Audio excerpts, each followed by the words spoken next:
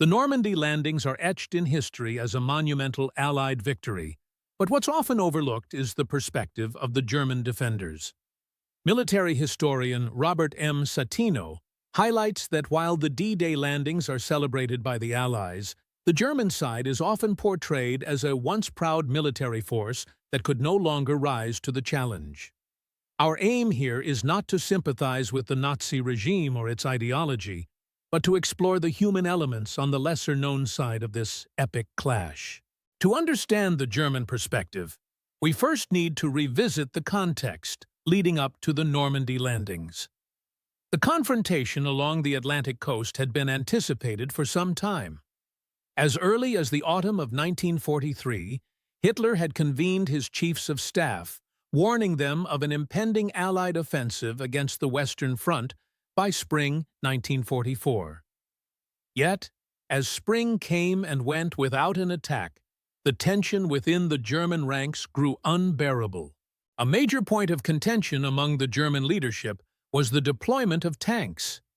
Field Marshals von Rundstedt and Rommel, tasked with defending the Atlantic Wall, disagreed fundamentally. Rommel, informed by the North African campaign, argued that without air superiority, it was folly to keep panzer divisions stationed inland, a directive von Rundstedt supported. Meanwhile, the Luftwaffe was fully engaged on the Eastern Front, leaving the Atlantic coast vulnerable. German soldiers attempted to mask their anxiety with humor. One popular joke was, "If you see a black plane, it's British. If you see a white plane, it's American. When you see nothing at all, it's the Luftwaffe." However, for the non-German troops, such as the Polish, Georgian, and Soviet prisoners conscripted into Nazi service, humor was likely in short supply. These soldiers, together with injured German veterans, formed a substantial part of the forces stationed along the Atlantic coast. Many had not eaten for days by the time the invasion began. One soldier, Paul Goetz, just 17 at the time, recounted how he sought milk in a nearby village only to be told by the French inhabitants, "Go away, the Allies have already landed with tanks." The tide had turned, and the French no longer saw the need to appease their occupiers. The situation for the Germans was further complicated by a lack of leadership and direction. Convinced that the Allies wouldn't dare cross the Channel in June due to poor weather, Rommel had returned home to celebrate his wife's birthday and meet with Hitler. Von Rundstedt, misinterpreting the paratrooper landings on June 5th as a diversion, chose not to alert Rommel. By the time Rommel returned on the evening of June 6th, the Allies had secured all 5 landing sites, largely thanks to Operation Fortitude, the Allied deception strategy. Focusing on Utah Beach, one of the 5 designated Allied landing sites, we see the German preparations in full swing. The soldiers there had been busy erecting gun emplacements, setting up stakes, tripods, barbed wire, and landmines. Streams were dammed, and the floodgates were open to flood the land behind the beach, creating further obstacles. These defenses were inspired by lessons Rommel learned from the unsuccessful Axis defense at Salerno, Italy, in 1943. Yet, despite all these preparations, German soldiers must have often wondered if it would be enough. As the clock struck midnight on June 5th, the ominous roar of over 2,000 Allied bombers shattered the stillness of the night. The bombing raid's effectiveness remains debated, but this was just the beginning. Paratroopers began landing in the area, and skirmishes continued until dawn. As daylight broke, the German soldiers saw a sight that would crush their spirits.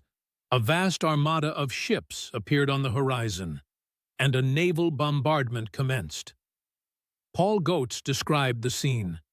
"As soon as we walked over the dunes and saw thousands of ships and all those landing boats and barrage balloons, I knew the war was lost." It was a moment when hope vanished for many, as buildings crumbled and livestock roamed freely amid the chaos. Despite the overwhelming onslaught, the German defenders were resolute in their determination to fight.